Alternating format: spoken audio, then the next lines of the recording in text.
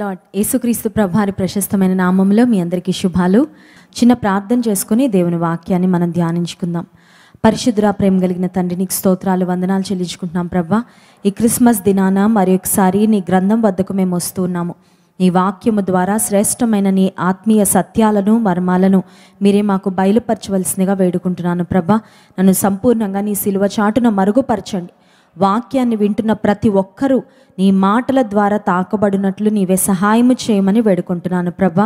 నన్ను నీ సిలువ చాటును మరుగుపరచండి, నీ నోటి బురగా వాడుకొనండి. యేసు నామమున ప్రార్థిస్తున్నాం తండ్రి, ఆమెన్. ఈ ప్రపంచంలో అనేక మంది ప్రతిదినం పుడుతూ ఉంటారు, చనిపోతూ ఉంటారు.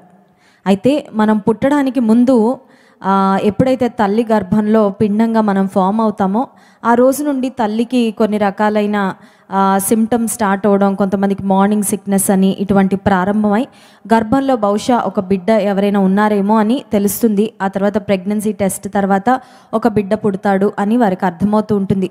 ఒక 4th మంత్కి వచ్చేసరికి హాస్పిటల్కి వెళ్తే డాక్టర్ స్కాన్ చేసినప్పుడు ఆ డాక్టర్స్కు తెలుస్తుంది అది బేబీ బాయో బేబీ గర్ల్, కుమారుడో కుమార్తె డాక్టర్స్కు తెలుస్తుంది. అయితే ఇండియాలో బేబీ ఫీమేలా మేలా చెప్పడం క్రైమ్ కనుక చెప్పడం లేదు. నిజానికి ఈ ప్రపంచంలో ఎవరైనా పుట్టడానికి ముందు, వివాహం కాకముందు మీకు ఇంతమంది పుడతారండి, ఇంతమంది పిల్లలు ఉంటారు, ఇంతమంది అబ్బాయిలు, ఇంతమంది అమ్మాయిలని నాకు తెలిసి బహుశా ఎవ్వరి గురించి చెప్పబడి ఉండదు. కానీ యేసుక్రీస్తు ప్రభు ఈ లోకానికి రావడానికి అనేక వందల సంవత్సరాల క్రితమే కొంతమంది ప్రవక్తల ద్వారా దేవాది దేవుడు ప్రవచనాత్మకంగా కొన్ని మాటలు తెలియజేశారు. ఆ ప్రవచనాలు దేనికోసం అంటే యేసుక్రీస్తు ప్రభు ఈ లోకానికి వస్తాడని, ఆయన పుట్టుక ఏ ప్రాంతంలో జరుగుతుంది, ఏ పరిస్థితుల్లో జరుగుతుంది, ఆయన ఎవరికి జన్మిస్తారు, ఎటువంటి పరిస్థితుల్లో పుడతాడు, ఆయనలో ఉండే లక్షణాలు ఏంటో ఈ మాటలన్నీ కూడా స్పష్టంగా దేవుని ప్రవక్తల ద్వారా ప్రవచించబడ్డాయి. ప్రవక్తలు కేవలం దేవుని మాటలు ప్రవచించడం మాత్రమే కాదు, కానీ భవిష్యత్తులో సంభవించబోయే ఆ విషయాలను గురించి, సంఘటనల గురించి పాత నిబంధన గ్రంథంలో వారు చాలా చక్కగా వ్రాసి పెట్టారు. ఈ మధ్యాహ్న కాల సమయంలో దేవుని గ్రంథంలోండి 2 ప్రాముఖ్యమైన ప్రవచనాలు మీ జ్ఞాపకం చేయాలని ఆశపడుతున్నాను. యేసుక్రీస్తు ప్రభు ఈ లోకానికి రావడానికి ముందే చేయబడిన ప్రవచనాలు. మొట్టమొదటి ప్రవచనం మనం ఆలోచన చేస్తే మనందరికీ తెలిసింది యెషయా గ్రంథము 9వ అధ్యాయము 6వ వచనంలో, ఏలయనగా మనకు శిశువు పుట్టెను, మనకు కుమారుడు అనుగ్రహింపబడెను, ఆయన భుజము మీద రాజ్యభారముండును, ఆశ్చర్యకరుడు, ఆలోచనకర్త, బలవంతుడైన దేవుడు, నిత్యుడగు తండ్రి, సమాధానకర్తయగు అధిపతి అని అతనికి పేరు పెట్టబడును. మనకు శిశువు పుట్టెను, మనకు కుమారుడు అనుగ్రహింపబడెను. మనందరి కొరకు ఆయన పుట్టాడంట. ఏ బాబైనా పాపైనా ఒక ఇంట్లో పుడితే ఇంట్లో వాళ్ళకి అది శుభవార్త. ఆ ఇంట్లో వారి కొరకు ఆ బిడ్డ పుడతాడు, ఆ ఇంట్లో వారికి ఆనందాన్ని తీసుకొస్తాడు. అయితే యేసుక్రీస్తు ప్రభు మనందరి కొరకు ఒక కుమారునిగా పుట్టాడు. ఒకవేళ ఈ ప్రపంచంలో కొంతమంది కుమారులు లేకపోవచ్చు, కొంతమందికి బహుశా బిడ్డలు లేకపోవచ్చు, కొంతమందికి బిడ్డలు కలిగి వారు చనిపోయి ఉండొచ్చు. ఇటువంటి సందర్భాల్లో నాకు ఒక కుమారుడు ఉంటే బాగుండేది, నా వృద్ధాప్యంలో నన్ను చూసుకునే కుమారుడు, నన్ను ఆదరించే కుమారుడు, నన్ను ఓదార్చే కుమారుడు, అన్ని విషయాలు నా ఆలన పాలన నా వృద్ధాప్యంలో చూసుకునే కుమారుడు ఉంటే బాగుండు అని తలంచే ప్రతి బిడ్డ కొరకు కూడా, ప్రతి వ్యక్తి కొరకు కూడా యేసుక్రీస్తు ప్రభు ఒక శిశువుగా, ఒక కుమారునిగా ఈ లోకంలో జన్మించారు. చూడండి, చాలాసార్లు బిడ్డలు పుట్టినప్పుడు తల్లిదండ్రులు ఎంతో సంతోషిస్తూ ఉంటారు. అబ్బా, మా వాడు పెరిగి పెద్దవాడై గొప్పవాడై మమ్మల్ని ఎంత బాగా చూసుకుంటాడో, ఎంత బాగా ఆదరిస్తాడో, ఎంత మంచి పేరు తీసుకొస్తాడో అని.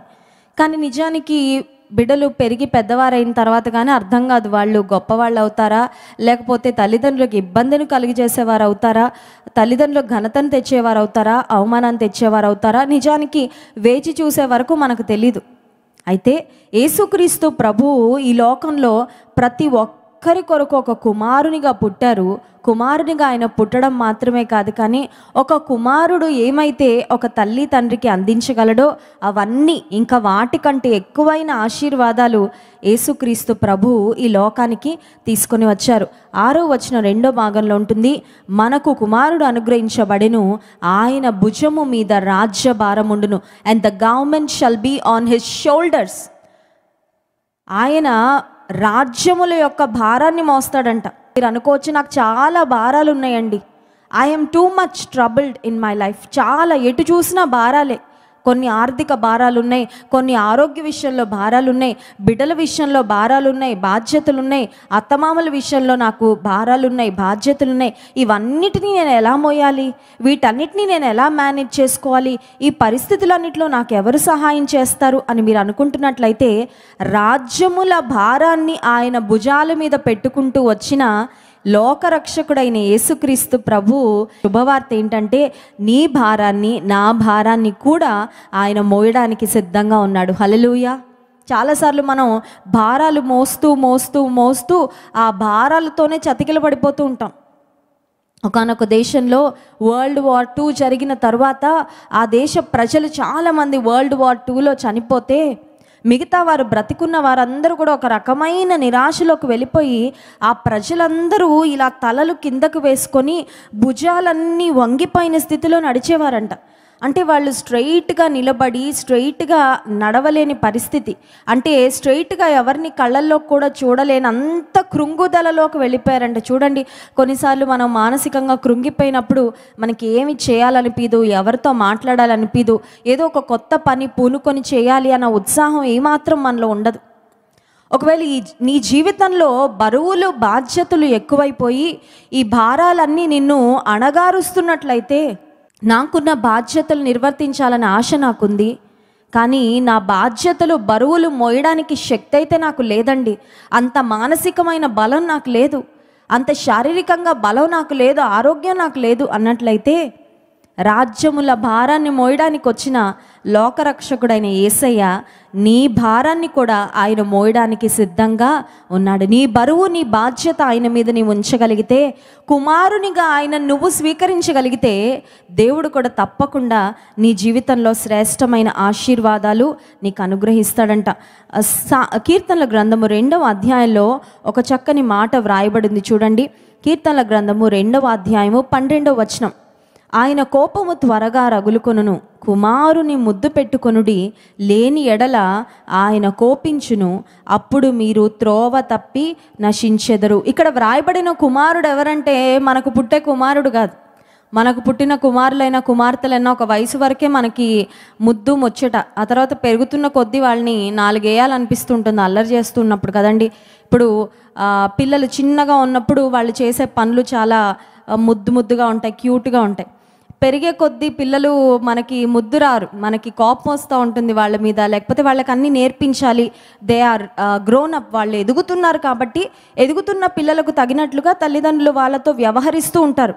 సో ఇక్కడ కుమారుని ముద్దు పెట్టుకొనిడి అంటే మనకు పుట్టిన పిల్లలను గురించి ఇక్కడ వ్రాయబడలేదు, కానీ దైవపుత్రుడుగా ఒక కుమారునిగా ఈ లోకంలోకి రాబోతున్న యేసుక్రీస్తు ప్రభువును గురించి వ్రాయబడిన మాట ఏమనంటే, కుమారుని ముద్దు పెట్టుకొనుడి, లేని ఎడల ఆయన కోపించిన. అంటే అర్థం ఏంటంటే, యేసుక్రీస్తు ప్రభువును నీ జీవితంలో నువ్వు స్వీకరిస్తే, ఆయనకు దగ్గరగా నువ్వు వెళ్తే, if you can develop an intimate relationship with the son, కుమారుడైన యేసుక్రీస్తు ప్రభువుతో ఒక సాన్నిహిత్యమైన సంబంధాన్ని నీవు కలిగి ఉండగలిగితే, ఆయన నిన్ను ఆశీర్వదిస్తాడు, ఆయన నీకు తోడై ఉంటాడు. ఆయన ఒక కుమారునిగానే ఈ లోకానికి దిగి వచ్చాడు. ఏ విధంగా అయితే కుమారులు ఒక వయసుకు వచ్చిన తర్వాత తల్లికి తండ్రికి చెప్తారు, అమ్మా నాన్న మీరేమి టెన్షన్ పడద్దు, మీరేం ఆలోచించద్దు, మీ సంగతులన్నీ నేను చూసుకుంటాగా, షాపింగ్కి వెళ్ళాలా, కార్ ఎక్కడ నేను తీసుకెళ్తానంటాడు. లేకపోతే తల్లిదండ్రులు కొంచెం 45, 50 ఇయర్స్ 60 ఇయర్స్కి వచ్చేసరికి, మీకు హెల్త్ ఇన్సూరెన్స్ నేను చేసి పెడతానుగా, మీకు ఏదైనా ఆరోగ్య సమస్యలు వస్తే నేను చూసుకుంటానమ్మా, నేను చూసుకుంటాను నాన్న, మీరు కాలు కింద పెట్టకుండా మిమ్మల్ని చూసుకునే బాధ్యత నాది అని ఏ విధంగా కుమారులు పెరుగుతూ ఉన్నప్పుడు తల్లిదండ్రుల బాధ్యత వారి మీద వేసుకుంటారో, అంతకంటే ఎక్కువగా, అంతకంటే గొప్పగా దేవుడు నా బాధ్యతలు ఆయన భుజాల మీదకి తీసుకోవాలని కోరుకుంటున్నాడు. ఈ కుమారుడైన యేసుక్రీస్తు ప్రభువును నీవు స్వీకరించడానికి సిద్ధంగా ఉన్నావా? ఆయనకు సన్నిహితంగా రావడానికి నీలో ఆ విల్లింగ్నెస్ ఉందా? చాలాసార్లు చూడండి, మనం ఏదో ఈ లోక సంబంధంగా వారికి వీరికి క్లోజ్ అయిపోతూ ఉంటాం. ఎవరికైనా మనం క్లోజ్ అయ్యే కొద్దీ వాళ్ళలో ఉన్న బలహీనతలు మనకు బాగా తెలిసిపోతూ ఉంటాయి. ఇది సహజంగా జరిగే పనే. ఎవరికైనా మన దూరం నుండి చూసినప్పుడు వాళ్ళు మనకి బాగా నచ్చుతారు.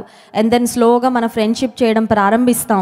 కొన్ని రోజుల తర్వాత బాగా దగ్గరగా వెళ్ళిపోయినప్పుడు ఒక వ్యక్తిలో ఉన్న పాజిటివ్స్ మనకి బాగా తెలుస్తాయి. వాళ్ళలో ఉన్న నెగటివ్స్, వాళ్ళలో ఉన్న లోటుపాట్లు, వాళ్ళలో ఉన్న వీక్నెసెస్ అవన్నీ కూడా మనకు బాగా అర్థమైపోయి కొన్నిసార్లు ఏమవుతుందంటే కొంతమందికి దగ్గరగా వెళ్ళిపోయి మనం చాలా దూరంగా వెళ్ళిపోతూ ఉంటాం. కారణం ఏంటంటే అమ్మో ఇలాంటి వాళ్ళ అని కొన్నిసార్లు డిస్టెన్స్ బాగా పెరిగిపోతూ ఉంటుందన్నమాట. కానీ కీర్తన గ్రంథం 2వ అధ్యాయంలో మనం చదివినట్లుగా కుమారుని ముద్దు పెట్టుకొనుడి లేని ఎడల ఆయన కోపించుననుంది. యేసుక్రీస్తు ప్రభువును నీ జీవితంలో నువ్వు స్వీకరిస్తే ఆయనకి ఎంత దగ్గరగా వస్తే నువ్వు ఇంకా దగ్గరగా వెళ్ళాలనుకుంటావు, కానీ ఆయనకి దూరంగా వెళ్ళాలని ఏ పరిస్థితుల్లో కూడా అనుకో. కారణం ఏంటంటే ఆయనలో ఉన్నవన్నీ పాజిటివ్సే. ఆయనలో లోపమైన, ఆయనలో చంచలత్వమైన, ఆయనలో ఏ విధమైన కల్మషమైన దోషమైన మనకి ఏమాత్రం ఏ కోశాన యేసుక్రీస్తు ప్రభువులో మనకు కనబడదు. సో మొదటిగా యేసుక్రీస్తు ప్రభువారిని గురించి చెప్పబడిన ప్రవచనం ఏంటంటే మన కొరకు ఒక శిశువుగా ఆయన ఈ లోకానికి వచ్చాడు. మన కొరకు ఒక కుమారునిగా ఆయన అనుగ్రహించబడ్డాడు. నీ నా భారాలు మోయడానికి ఆయన ఈ లోకానికి వచ్చాడు. ఆయనకు పెట్టబడిన పేర్లు ఏంటంటే ఆశ్చర్యకరుడు, ఆలోచనకర్త, బలవంతుడైన దేవుడు, నిత్యుడగు తండ్రి, సమాధానకర్తయగు అధిపతి. ఉదయకాల సమయంలో నీ జీవితంలో ఒక వండర్, ఒక మిరాకిల్ జరిగితే బాగుండు అని ఎక్స్పెక్ట్ చేస్తున్నావా? నాకు తెలిసి అద్భుతాలు జరగాలి అని కోరుకొని వాళ్ళు ఎవరు ఉండరేమో. ఏదో ఒక పరిస్థితిలో, ఏదో ఒక సమయంలో ఒక అద్భుతం జరిగితే బాగుండు కదా, నా జీవితంలో ఒక వండర్ దేవుడు చేస్తే ఎంత బాగుండు అని చాలాసార్లు మనం ఎదురు చూస్తూ ఉంటాం. అయితే యేసుక్రీస్తు ప్రభు ఈ లోకానికి ఆశ్చర్యకరుడు అనే టైటిల్తో ఈ లోకానికి వచ్చాడంటే కారణం అంటే దానికి అర్థం ఏంటంటే ఆయన ఆశ్చర్య క్రియలు జరిగించేవాడు. ఆశ్చర్యం అనేది ఏంటంటే నాట్ నార్మల్ కదండి. నార్మల్గా జరిగేవి, ప్రతిదినము జరిగేవి, మన దైనందిన జీవితంలో మనం ఎక్స్పెక్ట్ చేస్తూ ఏవైతే ప్రతిదినం జరుగుతుంటావో అవన్నీ నార్మల్. కానీ దేవుడు చేసే కార్యాలన్నీ ఎక్స్ట్రాడినరీగా ఉంటాయి, మనల్ని ఆశ్చర్యచకితుల్ని చేస్తూ ఉంటాయి, మనల్ని అబ్బురపరచేవిగా ఉంటాయి. అందుకే ఆయన పేరు ఆశ్చర్యకరుడు. జాన్ వెస్లీ గారు ఎప్పుడు ఒక ప్రార్థన చేస్తూ ఉంటారు, అదేంటంటే lord do something beyond our imagination and expectation అని ఒక ప్రార్థన చేస్తూ ఉంటారు. దేవా మా ఊహకు మించి, మా స్థాయికి, మా సామర్థ్యానికి, మా ఆలోచనకు మించి నువ్వేదో ఒక కార్యం చెయ్యి అని ఒక ప్రార్థన చేస్తూ ఉంటారు. నిజమే, దేవుడు మన ఆలోచన విధానానికి అతీతంగా ఆయన పనిచేస్తాడు. మన ఊహకు మించి ఆయన కార్యాలు చేస్తుంటాడు. ఎఫెసీ పత్రిక 3వ అధ్యాయం 20వ వచనంలో దేవుని వాక్యం సెలవిస్తుంది, అడుగు వాటన్నిటికంటేను, ఊహించు వాటన్నిటికంటేను అత్యధికముగా చేయ శక్తిమంతుడైన దేవుడు. చూడండి, మా అమ్మాయి నా దగ్గరకు వచ్చి ఒక 100 రూపీస్ ఇవ్వమని అనుకోండి. ఒకవేళ మమ్మీ ఒక 100 రూపీస్ ఇవ్వు అంటే నేను ఒక 500 రూపీ నోట్స్ ఇచ్చాను అనుకోండి, 1000 రూపీస్ ఇచ్చాను అనుకోండి, దాన్ని ఏమంటారంటే అడుగు వాటికంటే ఎక్కువ ఇవ్వడం అంటారు. 100 అడిగితే దానికి ఒక 0 పెట్టి నేను 1000 రూపీస్ ఇచ్చానంట. కానీ ఒకవేళ 100 రూపాయలు మా అమ్మాయి నన్ను వచ్చి అడిగితే నేను 10,000 రూపాయలు ఇచ్చాను అనుకోండి, దాన్ని ఏమంటారంటే ఊహించు వాటన్నిటికంటే అంటారు. ఇప్పుడు దేవుడు చేసే కార్యాలు ఎలా ఉంటాయంటే అడుగు వాటన్నిటికంటే, ఊహించు వాటన్నిటికంటే అత్యధికముగా చేయ శక్తిమంతుడైన దేవుడు. ఆయన ఆశ్చర్య కార్యాలు జరిగించేవాడు. నేనేదో చిన్న ఎగ్జాంపుల్గా ఫిగర్స్ నేను మీకు చెప్పాను, నంబర్స్ రూపంలో చెప్పాను అర్థం అవడానికి. కానీ దేవుడు మన జీవితంలో చేసే కార్యాలు మన ఊహకు, మన శక్తికి, మన సామర్థ్యానికి మించినవిగా ఉంటాయి. రెండవదిగా మనం ఆలోచిస్తే ఆయనకున్న రెండవ పేరు ఆలోచన కర్త. ఈ ప్రపంచంలో నిజంగా మనకి మంచి ఆలోచన చెప్పేవాళ్ళు చాలా తక్కువ మంది ఉంటారండి.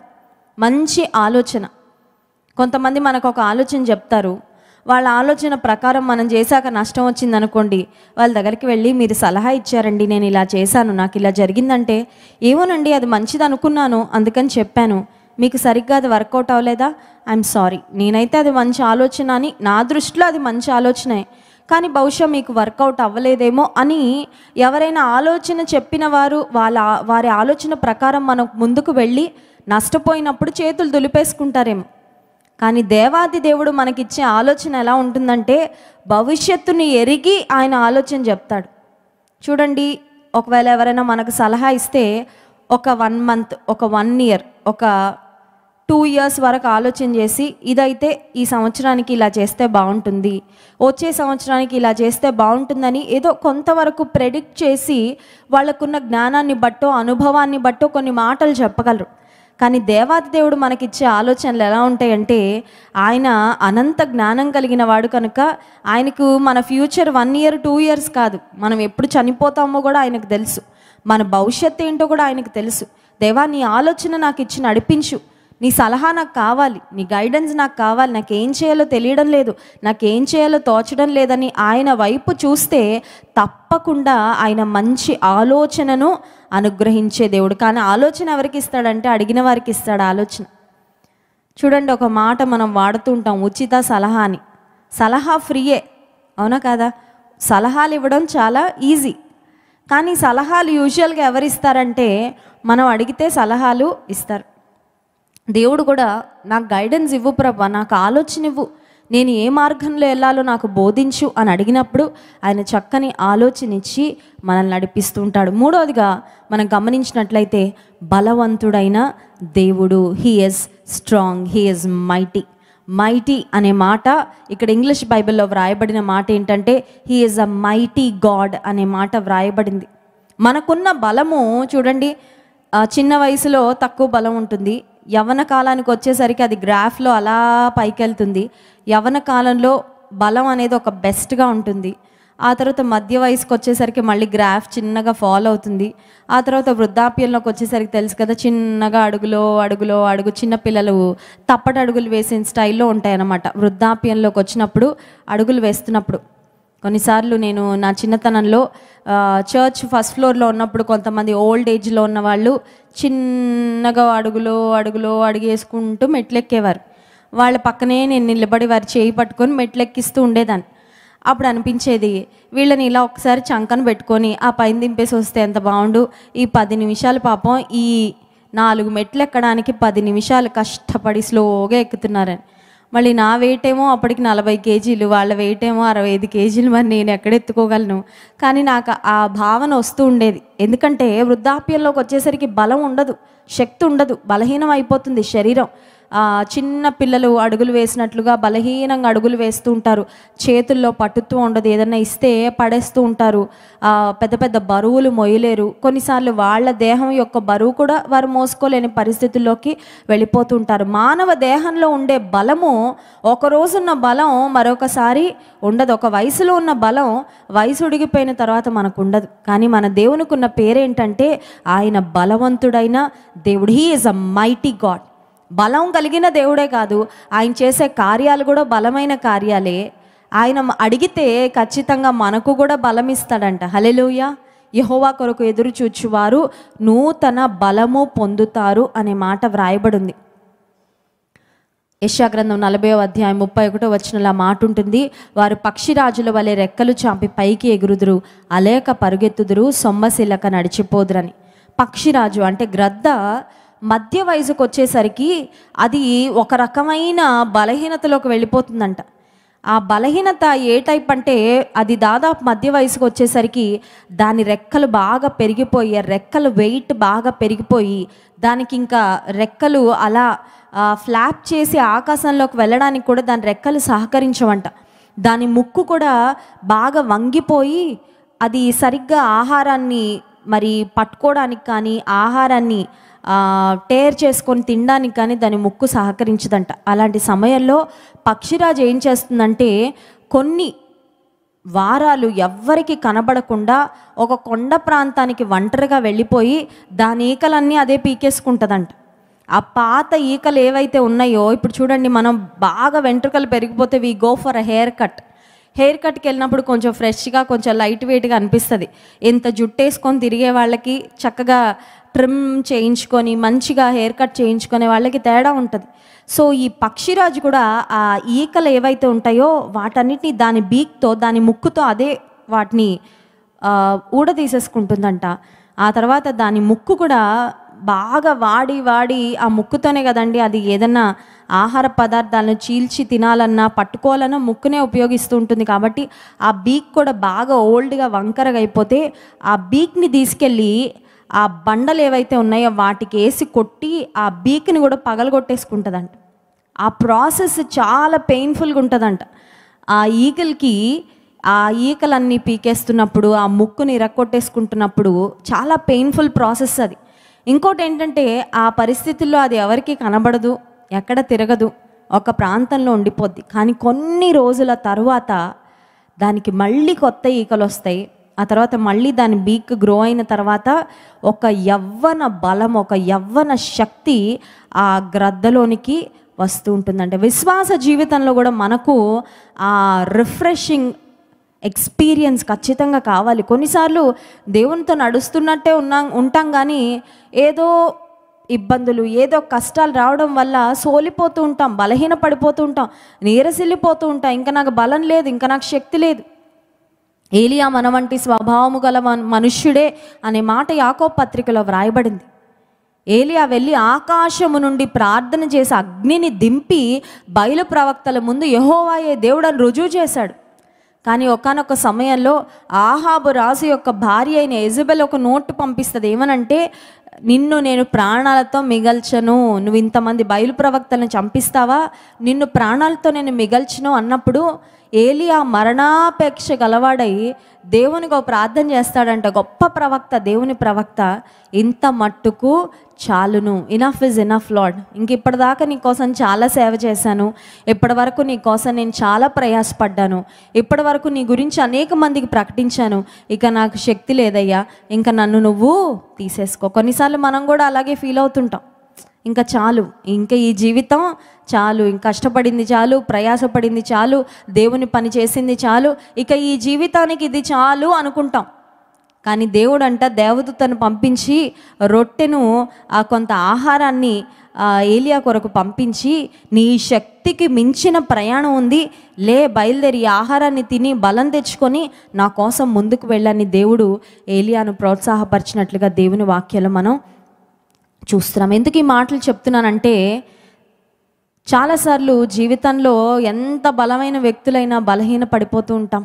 బలహీనంగా మనం ఫీల్ అయ్యే సమయాలు, క్షణాలు, కొన్ని పరిస్థితులు, కొన్ని సంఘటనలు, సంభవాలు మన జీవితంలో రావచ్చు. కానీ మన దేవునికి ఉన్న పేరు ఆయన బలవంతుడైన వాడు, ఆయన బలమిచ్చేవాడు. ఆ తర్వాత నిత్యుడగు తండ్రి, నిత్యము మనతో ఉండేవాడు. ఒక తండ్రి బిడ్డలను ఎలా ఆదరిస్తాడో ఆ విధంగా బాధ్యత తీసుకొని చూసుకునే పరలోకపు తండ్రి. ఆఖరుగా సమాధానకర్తయగు అధిపతి, శాంతిని, సమాధానాన్ని మనకు అనుగ్రహించేవాడు. సో యేసుక్రీస్తు ప్రభువారి యొక్క పుట్టుకను గుర్చిన ఒక ప్రవచనం ఈ భాగంలో మనం చూసాం. అదేవిధంగా యెషయా గ్రంథం 11వ అధ్యాయం 1వ వచనంలో కూడా ఇంకొక మాట మనం చూస్తాం. చూడండి, యెషయా గ్రంథం 11వ అధ్యాయం 1వ వచనం, యెషయి మొద్దు నుండి చిగురు పుట్టును, వాని వేరుల నుండి అంకురము ఎదిగి ఫలించును. యెషయి మొద్దు. అమెరికా దేశంలో నేను ఉద్యోగం చేస్తున్న సమయంలో వింటర్ సీజన్కి వచ్చేసరికి నవంబర్, డిసెంబర్ సమయాల్లో స్నోఫాల్ అనమాట. ఆ ముందే స్ప్రింగ్ సీజన్ ఉంటుంది. స్ప్రింగ్ సీజన్లో చెట్లు ఆకులన్నీ రాలిపోతాయి. ఆ తర్వాత కరెక్ట్గా వింటర్ సీజన్కి వచ్చేసరికి, చలికాలానికి వచ్చేసరికి చెట్లన్నీ మొద్దుల్లా ఉంటాయి అన్నమాట. ఒక్క ఆకు కూడా కనబడదు, ఒక్క పచ్చని ఆకు కూడా ఉండదు. చాలా చెట్లు అలా కేవలం మొద్దులే ఉంటాయి అన్నమాట. Only trunk of the tree branches ఉంటాయి, ఆకులన్నీ షెడ్ అయిపోతాయి. ఆ సమయంలో స్నో పడితే కేవలం ఆ మొద్దుల మీద, ఆ కొమ్మల మీద ఆ స్నోఫాల్, ఆ మంచు మాత్రం అలా కురిసి ఉంటుంది. ఇక్కడ వ్రాయబడిన మాట ఏంటంటే, యెషయి మొద్దు నుండి చిగురు పుట్టును. ఈ ప్రవచనం కూడా యేసుక్రీస్తు ప్రభువు ఈ లోకంలోకి రావడం ద్వారా నెరవేర్చబడింది. మనందరికీ తెలుసు, యెషయి అనే ఈ వ్యక్తి ఎవరంటే దావీదు యొక్క తండ్రి. దావీదు యొక్క తండ్రి. ఇతనికున్న కుమారులందరిలో అల్పమైన వాడు, స్వల్పమైన వాడు దావీదు. కానీ యెషయి యొక్క కుటుంబాన్ని దేవుడు ఏర్పాటు చేసుకొని, యెషయి కుమారుడైన దావీదును దేవుడు ఏర్పాటు చేసుకొని, యెషయి మొద్దును చిగురింప చేస్తానని వాగ్దానం చేసినట్లుగా యేసుక్రీస్తు ప్రభు ఈ అల్పమైన కుటుంబాన్ని సెలెక్ట్ చేసుకొని యేసయ్య ఈ లోకంలోకి రావడానికి ఆయన వంశావళిలో వీరికి స్థానాన్ని అనుగ్రహించాడు. మత్తయి సువార్త 1వ అధ్యాయము 6-7 వచనాలు మనం చూసినట్లయితే ఆ మాట మనం గమనిస్తాం. యేసుక్రీస్తు ప్రభువారి యొక్క వంశావళి మత్తయి సువార్త 1వ అధ్యాయంలో మనం చూస్తాము. 6-7 వచనాలు. యెషయి రాజైన దావీదును కనెను. ఊరియా భారీగా ఉండిన ఆమె యందు దావీదు సొలొమోనును కనెను. యేసు ప్రభు వంశావళిలో యెషయి యొక్క పేరుంది. ఆ తర్వాత యెషయి కుమారుడైన దావీదు పేరుంది. ఆ తర్వాత దావీదు కుమారుడైన సొలొమోను పేరుంది. ఆ తర్వాత చరిత్రను మనం గమనిస్తే వారి కుమారుడు ఆ తర్వాత యేసుక్రీస్తు ప్రభు ఈ లోకంలో యెషయి యొక్క కుటుంబంలో నుండి, ఆ లీనియేజ్లో నుండి యేసుక్రీస్తు ప్రభు వారు జన్మించినట్లుగా దేవుని వాక్యంలో మనం చూస్తాం. ఇక్కడ యెషయి మొద్దు నుండి చిగురు పుట్టును. ఆ చిగురు అనే మాటకు వ్రాయబడిన హీబ్రూ పదం ఏంటంటే నెట్జర్ అనే ఒక హీబ్రూ పదం వ్రాయబడింది. ఈ నెట్జర్ అనే హీబ్రూ పదము దేని నుండి వచ్చిందంటే నజరేతు అనే పదము నుండి వచ్చింది. నజరేతు అనే పదం మనందరికీ తెలుసు. యేసుక్రీస్తు ప్రభువునకు నజరేతు అనే ప్రాంతంతో చాలా దగ్గర సంబంధం ఉంది. చూడండి, మత్తయి సువార్తలో 2వ అధ్యాయము 23వ వచనంలో ఒక మాట మనం చదువుతాం. మత్తయి సువార్త 2వ అధ్యాయం 23వ వచనం. హేరోదునకు ప్రతిగా యూదయ దేశము ఏలుచున్నాడని విని అక్కడికి వెరచి స్వప్నమందు దేవుని చేత బోధింపబడిన వాడై గలిలయ ప్రాంతములకు వెళ్ళి నజరేతను ఊరికి వచ్చి అక్కడ కాపురముండెను. ఆయన నజరేయుడనబడునని ప్రవక్తలు చెప్పిన మాట నెరవేరునట్లు ఈలాగు జరిగెను. యేసుక్రీస్తు ప్రభువారి యొక్క తల్లిదండ్రులు ఒక ప్రాంతానికి వెళ్ళి సెటిల్ అయ్యారు, స్థిరపడ్డారు. కొన్ని దినాలు లేకపోతే కొంతకాలము నజరేతు అనే ప్రాంతంలో ఉన్నారంట. యేసు ప్రభువు ఆయన చిన్న వయసులో నజరేతు అనే ప్రాంతంలో కొంతకాలం ఉన్నారు కనుక ఆయన నజరేయుడు అని పిలువబడ్డారంట. చూడండి, మనం ఆంధ్ర తెలంగాణలో ఉన్నవారు, ఆంధ్రలో ఉన్నవారు ప్రాముఖ్యంగా తెలుగువారు అని పిలువబడతారు. ప్రపంచంలో వేరే దేశాలకు, వేరే ప్రాంతాలకు ఎక్కడికైనా వెళ్ళినప్పుడు. కారణం ఏంటంటే మనం మాట్లాడే భాషను బట్టి మనకు ఆ గుర్తింపు వస్తూ ఉంటుంది. యేసుక్రీస్తు ప్రభు కూడా నజరేతు అనే ప్రాంతంలో ఉన్నాడు కాబట్టి ఆయన నజరేయుడు అని పిలువబడ్డాడు. ఇప్పుడు నజరేతు అనే మాట నెట్జర్ అనే పదంలోంచి వచ్చింది. దానికి అర్థం ఏంటంటే చిగురు, స్ప్రౌట్ అనే మాటగా మనం గమనించాలి. యేసుక్రీస్తు ప్రభు నజరేతు వాడు అని ఎందుకు పిలువబడ్డాడంటే నజరేతు అనే మాటకు అర్థం చిగురు అయితే, ఒక మొద్దుకు చిగురు వచ్చింది అంటే ఒక హోప్ స్టార్ట్ అయినట్టు అనమాట, ఒక నిరీక్షణ. చూడండి, చెట్టు మనం కొట్టేసిన తర్వాత ఇక దాని నుండి ఏ చిగురు రాలేదంటే ఓకే, ఇంక ఈ చెట్టు మొద్దు ఇంకా పని చెయ్యదు, ఇక దాన్ని కావాలంటే అప్రూట్ చేసేయచ్చు, వేళ్లతో సహా దాన్ని బయటకు తీసి డస్ట్బిన్లో పడేయచ్చు అనుకుంటాం. కానీ కొన్నిసార్లు చెట్టును కొట్టేశాక కూడా ఆ మొద్దు నుండి చిగురు ప్రారంభమై ఆ తర్వాత చిన్నగా కొమ్మలు వచ్చి మళ్ళీ ఆ చెట్టు ఎదుగుతూ ఉంటుంది. యేసుక్రీస్తు ప్రభువారి యొక్క రాక ఈ లోకానికి ఒక గొప్ప నిరీక్షణను తీసుకొచ్చింది. People were filled with hopelessness. ప్రజలకు నిరీక్షణ లేకపోయింది. దేవుని ప్రత్యక్షత లేకపోవడం వలన మలాకి గ్రంథం తర్వాత 400 సంవత్సరాలు దేవుడు మౌనమైపోయాడంట. దేవుడు ప్రజలతో ఏ విధంగా కూడా మాట్లాడలేదు. ప్రజలందరేమో యేసు ప్రభు వస్తాడంట, కన్యక గర్భవతి అయి కుమారుని కంటుందంట, ఆయనకి ఇమ్మానుయేలను పేరు పెడతారంట, ఆశ్చర్యకరుడు, ఆలోచనకర్త, ఇందాక మనం చదివిన మాటలన్నీ ప్రవక్తలు ఎప్పటి నుండో ప్రవచించారు. ఇక ఆ ప్రవచనాలకు నెరవేర్పు రాదా రాదా రాదా రాదా అని ఎదురు చూస్తూ ఉన్నారు. ఎంతకాలం అంటే 400 సంవత్సరాలు ఎదురు చూశారు. ఆ తర్వాత యెషయి మొద్దు నుండి చిగురు పుట్టింది. నీతి సూర్యుడు ఉదయించాడు, రక్షకుడు ఈ లోకంలో జన్మించాడు. ఈ రెండవ మాటను మనం ధ్యానం చేస్తున్నప్పుడు యెషయి మొద్దు నుండి చిగురు పుట్టును అనే మాటకు అర్థం ఏంటంటే నీ జీవితం కూడా ఒక మోడు బారిపోయిన జీవితము వలె ఉన్నట్లయితే, ఇక నాకు హోప్ లేదండి, డాక్టర్స్ హోప్ లేదని చెప్పారు, ఇక మా పరిస్థితిని బట్టయితే మేము ఎప్పటికీ పైకి లేవలేం, ఇక నాకు వివాహం అవుతుందనే నిరీక్షణ నాకు లేదు, ఇక బిడ్డలు పుడతారనే నిరీక్షణ మాకు లేదు, మా పరిస్థితులు బాగుపడతాయి అనే నిరీక్షణ నాకు లేదు, నా భర్త మారుతాడనే నిరీక్షణ నాకు లేదు, నా కుమారుడు ఇంటికి తిరిగి వస్తాడనే నిరీక్షణ నాకు లేదు అన్న పరిస్థితుల్లో మీరు ఉన్నట్లయితే, నిరీక్షణ లేని పరిస్థితుల్లో యెషయి మొద్దు నుండి చిగురు పుట్టెను అనే మాటకు అర్థం ఏంటంటే దేవుడు నీకు నిరీక్షణ అనుగ్రహించేవాడు. మోడు బారిపోయిన నీ జీవితాన్ని ఆయన చిగురింప చేయగలిగిన వాడు. నీ ఆశలు అడియాశలుగా మిగిలిపోవు. నీ ఆశలు ఏవైతే ఉన్నాయో వాటిని దేవుడు నెరవేర్చే కాలము నిశ్చయముగా రాబోతుంది. సామెతల గ్రంథం 23వ అధ్యాయము 18వ వచనంలో ఒక వాగ్దానం రాయబడింది చూడండి. సామెతల గ్రంథం 23వ అధ్యాయము 18వ వచనం, నిశ్చయముగా ముందుగతి రాని వచ్చును, నీ ఆశ భంగము కానేరదు. హల్లెలూయా. ఇది దేవాది దేవుడు మనకిస్తున్న వాగ్దానం. నిశ్చయముగా ముందుగతి రానే వచ్చును, నీ ఆశ భంగము కానేరదు. నువ్వు దేని కొరకు ఆశిస్తున్నావో, నీవు దేని కొరకు నిరీక్షిస్తున్నావో, నీవు దేని కొరకు ప్రార్థన చేస్తున్నావో, దేని కొరకు నీవు కనిపెట్టుకొని ఉన్నావో, దేవుడు నిశ్చయంగా నీ ప్రార్థనలకు, నీ ఆశలకు ఆయన నెరవేర్పును అనుగ్రహించబోతున్నాడు. నీ పరిస్థితుల్లో ఆయన తన సహాయమును అందించబోతున్నాడు. 3వ మాట చెప్పి నేను నా సందేశాన్ని ముగించాలని ఆశిస్తున్నాను. 3వ మాట మీకా గ్రంథము 5వ అధ్యాయము 2వ వచనంలో యేసుక్రీస్తు ప్రభువారి యొక్క పుట్టుకను గురించి వ్రాయబడిన మరి ఒక ప్రవచనాన్ని అక్కడ మనం చూస్తాం.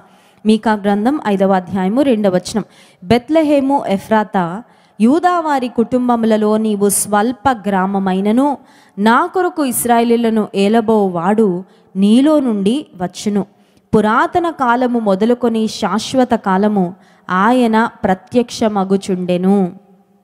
బెత్లెహేమును గూర్చిన ఒక మాట, బెత్లెహేము ఎఫ్రాతా అనే మాట వ్రాయబడింది. ఎఫ్రాతా అనేది బెత్లెహేముకున్న పాత పేరంట. ఇప్పుడు చూడండి, విజయవాడను బెజవాడ అని పిలుస్తూ ఉండేవారు, ఇప్పుడు అది విజయవాడ అయిపోయింది. చాలా పట్టణాలకు బాంబేని ఇప్పుడు ముంబై అని పిలుస్తూ ఉన్నారు. మద్రాసు ఉండేది అంతకుముందు, ఇప్పుడు అది చెన్నై అయిపోయింది. చాలా నేమ్స్ చేంజెస్ అవుతూ ఉంటాయి, మనం చూస్తున్నాం సమాజంలో. బెత్లెహేముకు ఉన్న పాత పేరు ఎఫ్రాతా అంట. ఎఫ్రాతా అనే మాటకు అర్థం ఏంటంటే ఫ్రూట్ఫుల్, ఫలభరితమైనది. ఎఫ్రాతా అనే పేరును మార్చి బెత్లెహేము అనే పేరు పెట్టారు. బెత్లెహేము అనే మాటకు అర్థం ఏంటంటే రొట్టెలు లేదా రొట్టెల ఇల్లు. ఇప్పుడు బెత్లెహేమ్ అనే ఒక పట్టణం ఉంది ఇజ్రాయెల్ దేశంలో. అదేం పెద్ద పాపులర్ పట్టణం ఏమీ కాదు. It was a very small and insignificant town. ఒక చిన్న పట్టణం, పెద్ద చెప్పుకోదగ్గ పట్టణం ఏమీ కాదు. చూడండి, మనం యూజువల్గా ఒక గ్రేట్ థింగ్ ఏదైనా జరగాలంటే, గ్రేట్ ఈవెంట్ ఏదైనా జరగాలంటే ఒక గ్రేట్ లొకేషన్ని మనం చూస్ చేసుకుంటాం, అవునా కదా? పెద్ద ఫంక్షన్ పెట్టాలనుకోండి, ఎవ్వరికి తెలియని ఒక మారుమూల ప్రాంతాన్ని మనం ఎంచుకోం. సిటీలో బాగా మోస్ట్ పాపులర్ స్పాట్ ఏది వెల్ నోనో, ఏది అందరికీ రీచబిలిటీకి ఈజీగా ఉంటుందో, ఏ పేరు అందరి నోళ్లలో నానిందో దాన్ని మనం చూస్ చేసుకుంటాం. ఒక పాపులర్ ప్లేస్ నుంచి ఒక పాపులర్ పర్సన్ వస్తారు అని మనం యూజువల్గా అనుకుంటూ ఉంటాం. కానీ ఈ బెత్లెహేము అనే ప్రాంతము ఒక చిన్న పట్టణం, ఒక ఇన్సిగ్నిఫికెంట్ ప్లేస్, ఒక గుర్తింపు లేని పట్టణం. కానీ దేవుడు బెత్లెహేములో ఆయన పుడతాడని కొన్ని వందల సంవత్సరాల క్రితమే మీకా అనే ప్రవక్త ద్వారా యేసయ్య ఎక్కడ పుడతాడో కూడా చెప్పబడిందండి. హల్లెలూయా. మనం పుట్టక ముందే మనం పుడతామని చెప్పడమే కష్టం.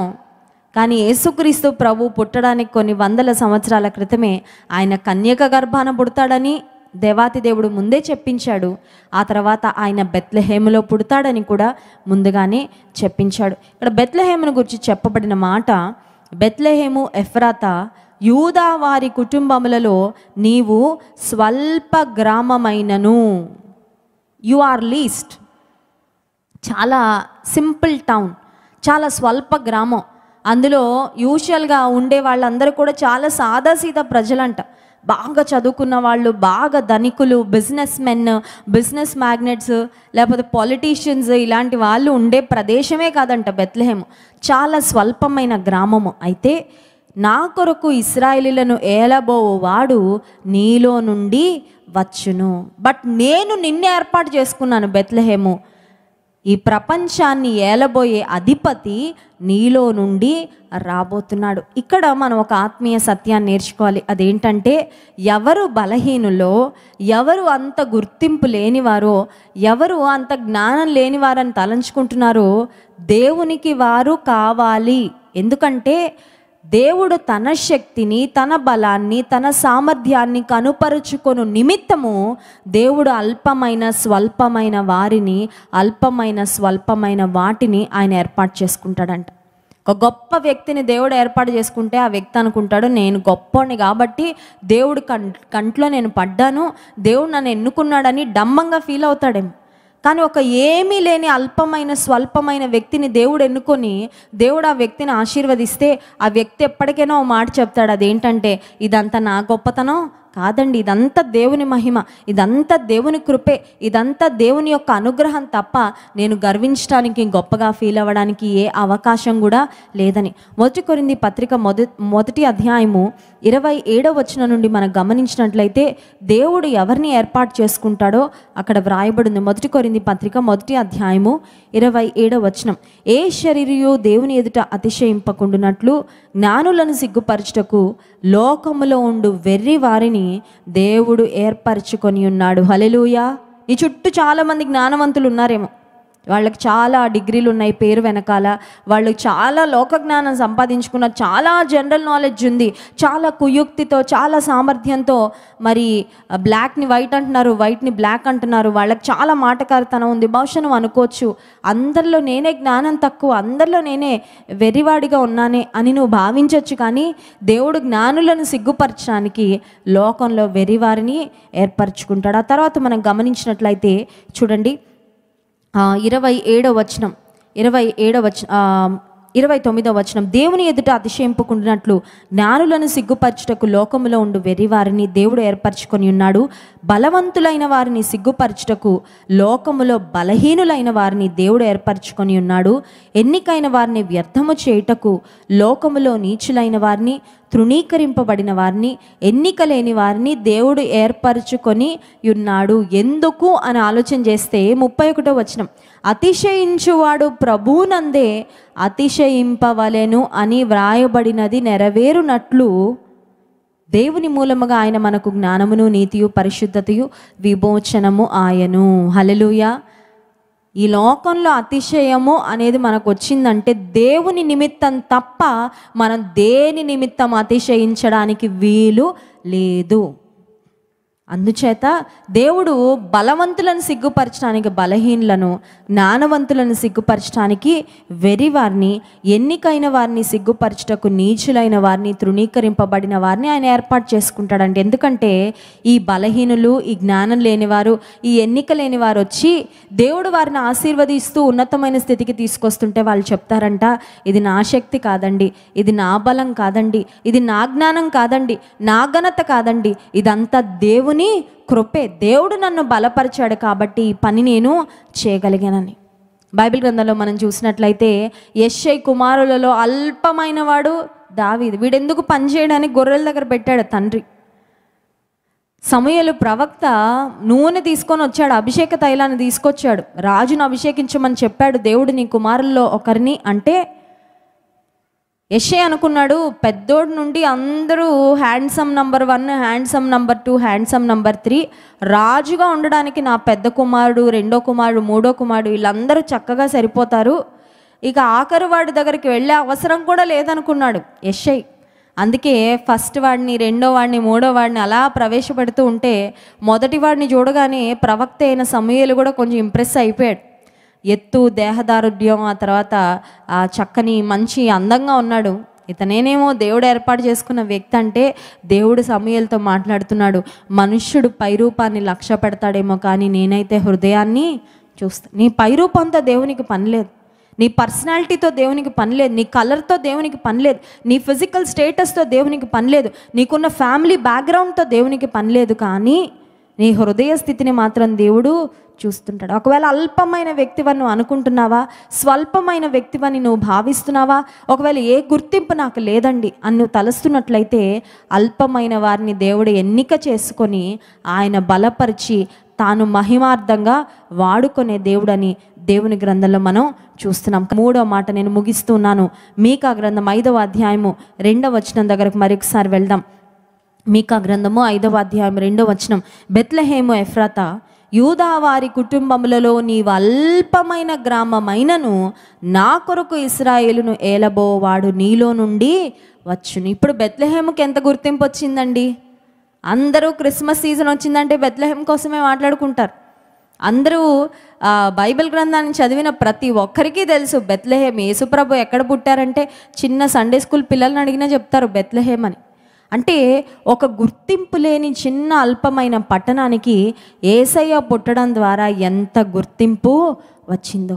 నా జీవితాల్లో కూడా మనకి ఏ శక్తి, సామర్థ్యం, బలము, ఘనత, జ్ఞానము లేకపోయినా దేవుడు మనలో ఉంటే, దేవుని మనం కలిగి ఉంటే ఆయన మనకు ఘనతనిచ్చేవాడు, ఆయన మనకు ఆశీర్వాదాన్ని ఇచ్చేవాడు, ఆయన మనకు విలువనిచ్చేవాడు. 5వ అధ్యాయం 2వ వచనం చివరి భాగం, పురాతన కాలము మొదలుకొని శాశ్వత కాలము ఆయన ప్రత్యక్షమగుచు ఉండెను. ఒక్క మాటలో చెప్పాలంటే దేవుడు అల్ఫా ఒమేగా. దేవునికి ఉన్న అనేకమైన పేర్లలో ఒక పేరు ఏంటంటే అల్ఫా ఒమేగా. అల్ఫా ఒమేగా అనేవి గ్రీక్ ఆల్ఫబెట్స్. ఇప్పుడు ఇంగ్లీష్ ఆల్ఫబెట్లో ఏ మొదటి అక్షరము, జెడ్ చివరి అక్షరం. అలాగే గ్రీక్ ఆల్ఫబెట్స్లో ఆల్ఫా అనేది మొదటి అక్షరం, ఒమేగా అనేది చివరి అక్షరం. Greek alphabets A to Z గ్రీక్లో మనం నేర్చుకుంటే. సో దేవునికి ఉన్న పేర్లలో ఒక పేరు ఏంటంటే ఆయన అల్ఫా ఒమేగా అయిన వాడు. అంటే అర్థం ఏంటంటే ఆయనే ప్రారంభము, ఆయనే అంతం. అంటే ఆయనకు ప్రారంభం లేదు, ఆయనకు అంతం కూడా లేదు. మనకొక ప్రారంభం ఉంటుంది, మనకొక అంతం ఉంటుంది, మనకొక పుట్టుక తేదీ ఉంటుంది, మనం గిట్టే తేదీ కూడా ఒకటి ఉంటుంది. కానీ దేవుడు కాలానికి సమయానికి ముందున్నవాడు, కాలానికి సమయానికి తర్వాత కూడా ఉన్నాడు. మనుషులుగా మనకే కాలము, కాల వ్యవధి, ఎన్ని సంవత్సరాలు, ఎంత కాలము అనేది మనకు ఉంటుంది. కౌంట్, టైం కౌంట్ అనేది మనిషికి ఉంటుంది, కానీ దేవునికి టైం కౌంట్ లేదు. God is not bound by time, God is not bound by space. ఇప్పుడు నేను ఈ సమయంలో ఈ స్థలంలో ఉన్నానంటే నేను ఇంకెక్కడ ఉండలేను. నాకు కావాల్సింది కొంత స్థలమే. నేను ఒక సమయంలో ఒకే స్థలములో ఒకే పని లేకపోతే ఒకే ప్రదేశంలో నేను ఉండగలను. నేను ఇక్కడ అమెరికాలో, యూకేలో అన్ని దగ్గరలో ఒకేసారి నేను ఉండలేను. కానీ దేవునికి ఆ రెస్ట్రిక్షన్ లేదండి. He can be anywhere and he can be everywhere at the same time. ఇప్పుడు ఇక్కడ మందిరంలో మనతో ఉన్నారు, ప్రపంచంలో ఇంకే ప్రాంతాల్లో క్రిస్మస్ ఆరాధనలు జరుగుతున్నాయో అక్కడ కూడా ఆయన ఉన్నాడు. పోనీ ఆరాధనలు జరుగుతున్న చోట్ల ఒక్కటే ఉన్నాడంటే ఆరాధన జరగని చోట కూడా ఆయన ఉన్నాడు. అందరిని చూస్తున్నాడా? అందరిని చూస్తున్నాడు. అందరినీ పట్టించుకుంటున్నాడా? అందరినీ పట్టించుకుంటున్నాడు. అందరినీ గమనిస్తున్నాడా? ఎస్, అందరినీ గమనిస్తున్నాడు. సో దేవుడు ఒకే సమయంలో అన్ని ప్రదేశాల్లో ఆయన ఉండగలడు. దేవునికి టైం రెస్ట్రిక్షన్ లేదండి. ఇప్పుడు నేనంటే నాకు సమయం అయిపోతుందని ఇందాక నుండి చూసుకుంటున్నాను. నా సమయం అయిపోయే కొద్దీ నేను త్వరగా చెప్పాలి, సర్వీస్ ముగించాలి. మనం రాత్రి అయ్యేసరికి రాత్రి ఒక సమయం, దినానికి ఒక సమయం, ఒక పనికి ఒక సమయాన్ని మనం కేటాయించుకుంటాం. మన జీవితంలో ఒక్కొక్క టైమింగ్కి ఒక్కొక్క పని అయిపోవాలనుకుంటాం. 10th క్లాస్ ఇంత వయసు కంప్లీట్ అవ్వాలి, ఆ తర్వాత ఇంటర్మీడియట్, గ్రాడ్యుయేషన్, ఆ తర్వాత PhD చేయాలనుకుంటే PhD ఇంత సమయంలో కంప్లీట్ చేసుకోవాలి. ఇన్ని సంవత్సరాల్లోపు వివాహం అయితే బాగుండు, ఇన్ని సంవత్సరాల్లోపు పిల్లలు పుడితే బాగుండు, మా పిల్లలకు ఇంత వయసులో వివాహాలు అయితే బాగుండు అని మనకు టైం రెస్ట్రిక్షన్స్ ఉంటాయి. కానీ but God is not bound and God is not limited by time. ఆయన కాలానికి అతీతుడుగా ఉన్నవాడు, ఆయన అల్ఫా ఒమేగా. అయితే గొప్ప విషయం ఏంటంటే శాశ్వత కాలము మొదలుకొని, పురాతన కాలము మొదలుకొని శాశ్వత కాలం వరకు ఉండే దేవుడంట ఈ బెత్లెహేం అనే స్వల్ప గ్రామంలో ఆయన పుట్టాడంట. హల్లెలూయా. అసలు దేవుడు ఒక మనిషిగా తన్ను తాను కుదించుకొని ఒక చిన్న బాలునిగా ఈ లోకంలో పుట్టడం అంటేనే గొప్ప విషయం అండి. ఎందుకంటే ఒక బాలునిగా లోకంలోకి రావాలంటే మనందరికీ తెలుసు, ఒక తల్లి గర్భంలో మనం ఒక చిన్న సెల్ లాగా మన గ్రోత్ ప్రాసెస్ అనేది స్టార్ట్ అవుతుంది. అది చెప్పాలంటే ఒక బియ్యపు గింజను కొన్ని వందల ముక్కలు చేస్తే దానిలో ఒక ముక్క అంత చిన్నదనమాట, అంత మైన్యూట్ పార్టికల్గా తల్లి గర్భంలో ఒక పిండం ఫామ్ అవుతుందంట. అంటే సర్వ జగత్తును సృజించిన దేవుడు ఒక చిన్న తల్లి గర్భంలో ఒక చిన్న పిండంగా ఆయన అయిపోయాడంటే ఆయన నిన్ను నన్ను ఎంత గొప్పగా ప్రేమించాడో ఒక్కసారి మనం అర్థం చేసుకోవాలి. ఈ క్రిస్మస్ సందర్భంగా దేవుడు మన కొరకు గొప్ప త్యాగాన్ని చేశాడు. గొప్ప ప్రేమను కనుపరచడానికి మనిషిగా నేను వెళ్తాను. వాళ్ళు మనుషులు కాబట్టి మనుషులకి నా ప్రేమ అర్థం అవ్వాలంటే ఒక మానవ రూపం ధరించి నేను వెళ్తానని దేవాది దేవుడు ఒక మనిషిగా ఈ లోకానికి వచ్చి తన ప్రేమను నీకు నాకు కనుపరిచాడు. అల్పమైన స్వల్పమైన గ్రామమైన బెత్లెహేముకు గొప్ప ఖ్యాతిని దేవుడు గొప్ప ఇంపార్టెన్స్ వచ్చేసింది ఈ రోజుల్లో. ఇప్పుడు బెత్లెహేమ్ అంటే it's a well known town throughout the world. People around the world are talking about it. ఎందుకు అని ఆలోచిస్తే యేసుక్రీస్తు ప్రభు ఆ ప్రాంతంలో పుట్టాడు కనుక. ఒకవేళ నేను బలహీనమైన వ్యక్తినండి, నేను ఒక జ్ఞానం లేని వ్యక్తిని, నాకంత చదువు లేదు, నాకంత సామర్థ్యం లేదు, నాకు ఏమి డెసిషన్స్ తీసుకోవాలో నాకు సరిగ్గా తెలీదు, ఈ జీవితంలో నేను ఎలా ముందుకు వెళ్ళాలో నాకు అర్థం కావడం లేదు, నాకెవ్వరు వెనక ఉండి సపోర్ట్ చేసేవాళ్ళు లేరు, నన్నెవరు గుర్తించేవారు లేరు, నన్నెవరు పట్టించుకునేవారు లేరు అని నీవు అనుకుంటున్నట్లయితే దేవునితో మాట్లాడుతున్నాడు. బెత్లెహేము ఎఫ్రాతా, నీవు స్వల్పమైన గ్రామమైనను ఇశ్రాయేలును నా ప్రజలను పరిపాలించు అధిపతి నీలో నుండి వచ్చిన. బెత్లెహేము ఎఫ్రాతా అనే ప్రాంతాన్ని ఎవరు చూడలేదు, కానీ దేవుడు చూశాడు, దేవుడు ఎన్నుకున్నాడు. నీవు కూడా క్రిస్మస్ సందర్భంగా, అయ్యా నాకు నువ్వు కావాలయ్యా, నా హృదయంలో నీకు నేను చోటిస్తాను ప్రభా, నా జీవితంలోకి రా, నా జీవితాన్ని పావనమయం చేయని నువ్వు అడిగినట్లయితే యేసుక్రీస్తు ప్రభు పుట్టుక ద్వారా ఆనాడు బెత్లెహేము ప్రాంతమంతా ఆయన మహిమతో నింపబడినట్లుగా నీ జీవితాన్ని ఆయన మహిమతో, ఆయన ప్రభావముతో, ఆయన ఆశీర్వాదముతో నింపాలని దేవుడు కోరుకుంటున్నాడు. కళ్ళు మూసుకోండి, ప్రార్థన చేసుకుందాం. దేవుని వాక్యం ద్వారా దేవుడు మనతో మాట్లాడాడు. నిజమే, బెత్లెహేము ఎఫ్రాతా ఒక స్వల్పమైన గ్రామంగా ఉన్న దేవుడు ఆ గ్రామాన్ని ఏర్పాటు చేసుకున్నాడు ఈ లోకంలోకి రావడానికి. యెషయి మొద్దు నుండి చిగురు పుట్టింది.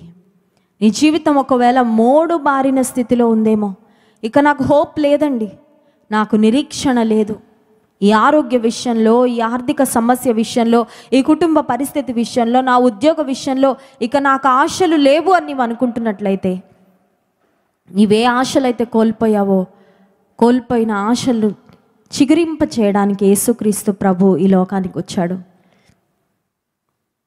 ఆయన అడగగలిగితే, ప్రభా నా జీవితంలోకి నువ్వురా, మోడు బారిన నా జీవితాన్ని నీవు చిగురింపచే తండ్రి అని నీవు ఆయన సహాయాన్ని అడగగలిగితే, ఆనాడు బెత్లెహేములో పుట్టిన యేసుక్రీస్తు ప్రభు ఈనాడు నీ హృదయంలో, నీ జీవితంలో ఆయన పుట్టాలని కోరుకుంటున్నాడు. నీ జీవితాన్ని ఆయన చిగురింపచేయాలని ఆశిస్తున్నాడు. నీవు ఆయనకు స్థానం ఇస్తావా?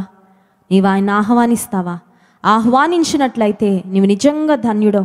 ఇది నిజంగా నీకు ఒక ఆత్మీయ క్రిస్మస్సే, ఇది నిజంగా నీకు ఒక సంతస క్రిస్మస్సే. అడుగుదామా? ఒకవేళ ఇప్పటి వరకు దేవుణ్ణి దూరం పెట్టావేమో, ఒకవేళ ఇప్పటి వరకు ఆయా రకాలైన ఆలోచనలతో దేవునికి దూరంగా బ్రతికావేమో, ప్రియమైన సహోదరుడా, సహోదరి, చెల్లి, తమ్ముడు, దేవుడు నీతో మాట్లాడుతున్నాడు.